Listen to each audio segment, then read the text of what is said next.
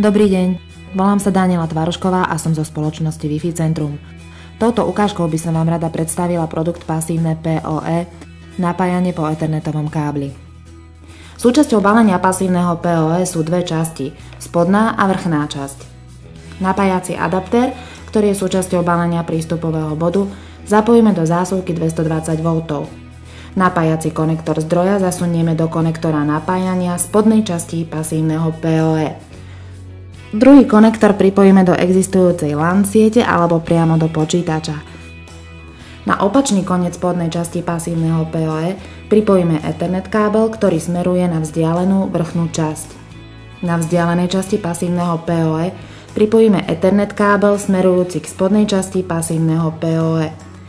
Zostávajúce konektory pripojíme priamo do prístupového bodu, a to do napájacieho konektoru a konektoru LAN. Teraz je prístupový bod zapojený a je možné ho používať.